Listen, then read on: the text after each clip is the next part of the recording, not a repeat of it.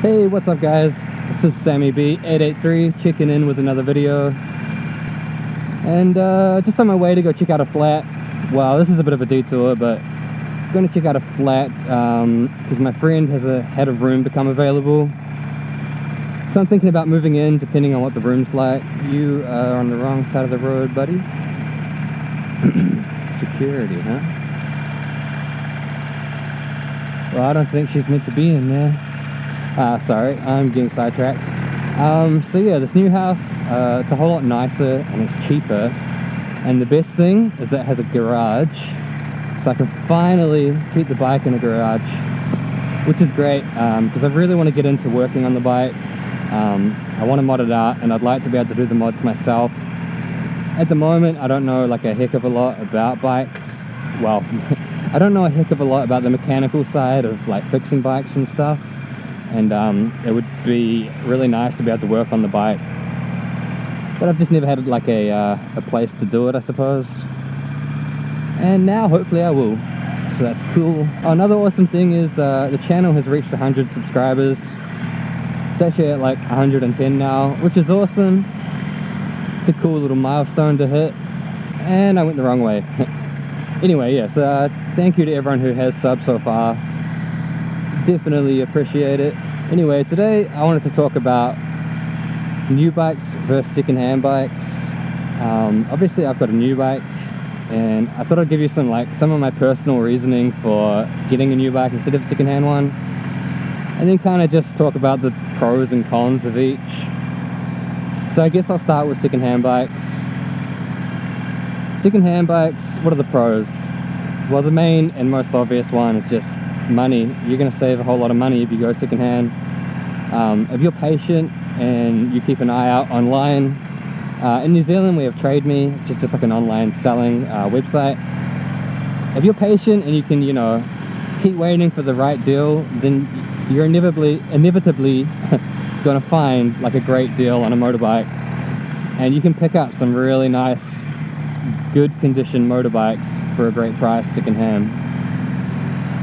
Obviously that's the main benefit. The only other slight one is it's good if you want like a bike that is rare or you know, discontinued. Going secondhand is a good way to try and find one of them. Yeah, the Harley V-Rod is being discontinued, and a lot of people like that bike. I quite like it myself. And so yeah, if you want to get one in the future, well, you're gonna have to buy it secondhand, I suppose. But yeah, the money thing is the main, you know, benefit to going secondhand, obviously. And that's a pretty big benefit because money is a pretty precious resource to most people. And what about the cons of buying secondhand? Well, the biggest con of buying secondhand is you can't be 100% sure that the bike is in the condition that the seller is saying it is in. If they've dropped it or thrashed it and, you know, there's no visible wear and tear on it, chances are they're not going to tell you. It's in their best interest to not tell you that, because they want to get as much money for it as they can. So, you know, why would they say, oh, well, I've thrashed this bike the whole time I've owned it, and I've dropped it 10 times. You know, they're just not going to tell you that.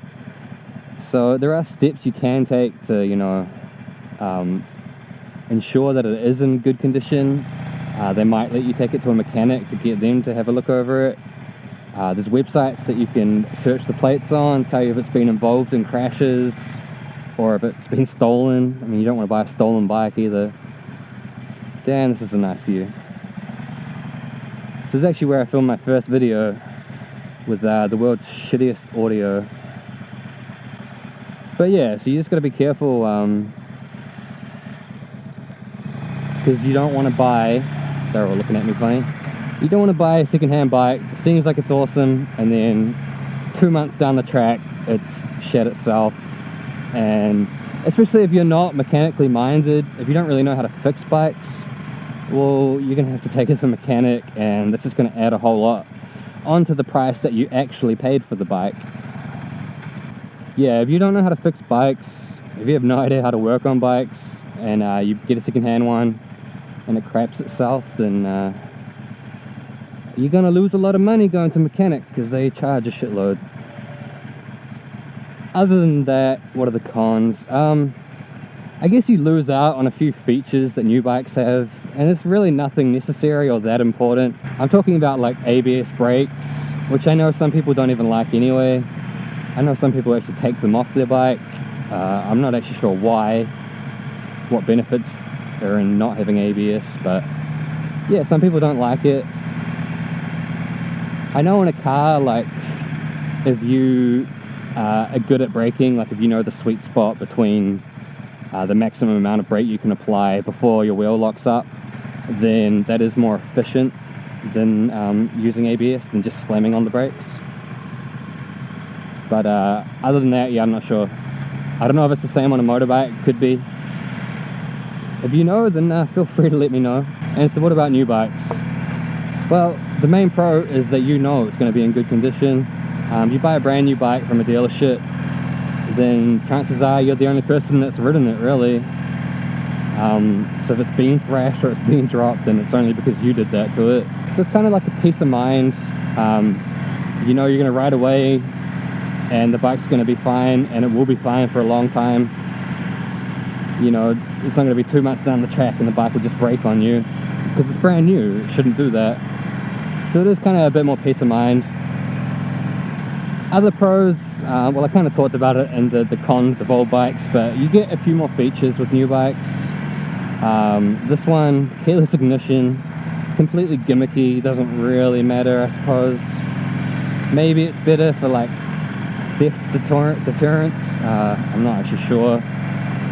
This does have an alarm though, which is really good. I really like having an alarm on my bike. I actually set it off the other day on accident. It gives you a couple of warning beeps, but I'd never actually set the alarm off. I just sat on it without the key for too long, and yeah, it went off. It's super loud, which is awesome. Gives me some peace of mind knowing that if someone tries to steal it, then I'll hear it, hopefully, and run out there, and if they're not too big, stop them. And if they are big or dangerous looking, then call the cops. I do kickboxing, but I'm not too keen to gamble on a street fight with someone that is inclined to steal motorbikes, because they're probably dangerous. What else? The ABS brakes I talked about. Most new bikes have it, I think. Most old bikes wouldn't. Other than that, you know, it's just kind of gimmicky things that aren't too important. And you probably do pay a lot for them, but yeah. So yeah, main pro, to sum that up, just you know the bike's in good condition, it's peace of mind. And what about cons? Well, the obvious con is just it's expensive. When you buy a brand new bike from a dealership, they tack on all sorts of their own fees, dealership fees and stuff. Most of them are probably complete bullshit, who knows. And the other con is they lose their value quite quickly. Because they release like new models of the same bike every year, with the 883 especially, old models lose their value really quickly, but especially when they're new. So like I bought the 2016 883. Honestly, it felt like a week later the 17 was out.